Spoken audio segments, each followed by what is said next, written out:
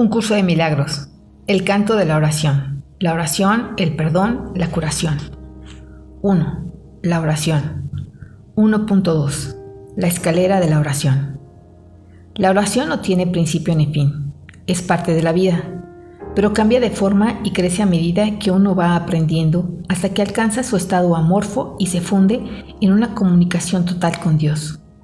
En su aspecto peticionario, no necesita apelar a Dios, que de hecho rara vez lo hace, y ni siquiera entraña creencia alguna en Él. En estos niveles la oración es un simple desear, que surge de un sentido de carencia y escasez. Estas formas de oración o de pedir desde la necesidad siempre entrañan un sentimiento de debilidad e insuficiencia, y un hijo de Dios que sepa quién es jamás haría uso de ellas. Así pues, nadie que esté seguro de su identidad podría orar de esa manera. Pero no es menos cierto que nadie que no tenga certeza sobre su identidad puede evitar hacerlo. La oración es tan continua como la vida. Todo el mundo ora sin cesar. Pide y ya has recibido, pues has decidido qué es lo que quieres. Es imposible asimismo alcanzar una forma más elevada de pedir desde la necesidad, puesto que en este mundo la oración es reparadora y por lo tanto entraña niveles de aprendizaje. En ese caso, la petición puede estar dirigida a Dios con verdadera fe, pero aún sin comprensión.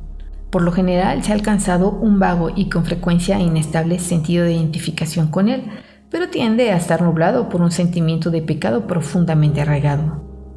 En este nivel es posible que se sigan pidiendo cosas de este mundo en variedad de formas, como también es posible pedir dones tales como la bondad o la honestidad, y en particular perdón por las muchas fuentes de culpa que inevitablemente yacen bajo cualquier oración procedente de la necesidad.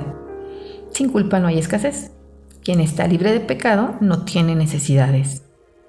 En este nivel surge también esa curiosa contradicción de términos conocido como orar por nuestros enemigos. La contradicción no se encuentra en las palabras mismas, sino más bien en la manera en que usualmente se interpretan. Mientras creas tener enemigos, habrás limitado tu oración a las leyes de este mundo y habrás limitado también tu capacidad de recibir y de aceptar a esos mismos estrechos márgenes. Sin embargo, si tienes enemigos, tienes necesidad de oración y una gran necesidad, por cierto. Entonces, ¿qué significa realmente la frase orar por nuestros enemigos? Significa que debes orar por ti para que no busques aprisionar a Cristo y así perder el reconocimiento de tu propia identidad. No traiciones a nadie o te traicionarás a ti mismo. Un enemigo es el símbolo de un Cristo prisionero. ¿Y quién podría ser él sino tú mismo? Orar por los enemigos se convierte de este modo en una manera de orar por tu propia libertad. Ahora la oración ha dejado de ser una contradicción. Se ha convertido en una declaración de la unidad de Cristo y en el reconocimiento de su impecabilidad. Ahora se ha vuelto santa, pues reconoce al Hijo de Dios tal como fue creado. Nunca olvides que la oración en cualquiera de sus niveles es siempre para uno mismo. Si te unes a alguien en oración, lo haces para ti. El enemigo eres tú, al igual que eres el Cristo. Por ello, antes de hacerse santa, la oración es una elección. Tú no eliges por otro, solo puedes elegir por ti mismo. Ora verdaderamente por tus enemigos, pues en esto radica tu propia salvación. Perdónalos por tus pecados y ciertamente serás perdonado.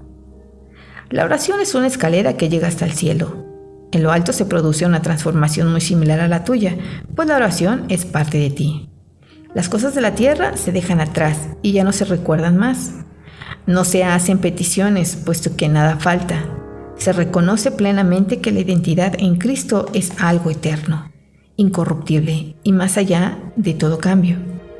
La luz ha dejado de titilar y nunca se apagará. Ahora, sin necesidades de ninguna clase y revestida para siempre, como la pura impecabilidad que es el regalo de Dios para ti, su Hijo, la oración puede convertirse otra vez en aquello para lo que se concibió. Pues ahora se eleva cual canto de gratitud a tu Creador, sin palabras, pensamientos o vanos deseos y sin necesidad de nada en absoluto. De este modo se extiende, como estaba destinado a hacerlo. Y por esta ofrenda Dios mismo da las gracias. Dios es la meta de toda oración, la cual la hace eterna en vez de temporal. No tiene comienzo, pues la meta nunca ha cambiado. En las formas que adopta inicialmente, la oración es una ilusión, ya que no se necesita escalera alguna para llegar hasta aquello de lo que uno nunca se alejó. No obstante, la oración forma parte del perdón mientras este, que de por sí es una ilusión, continúe sin lograrse. La oración estará ligada al aprendizaje hasta que el objetivo del aprendizaje se haya alcanzado, y entonces todas las cosas se transformarán al unísono y retornarán libres de toda mancha a la mente de Dios. Este estado es indescriptible al encontrarse más allá del aprendizaje. No obstante, es necesario entender las etapas por las que hay que pasar para su obtención si la paz ha de ser restaurada en el Hijo de Dios, quien vive ahora en la ilusión de la muerte y en el temor a Dios.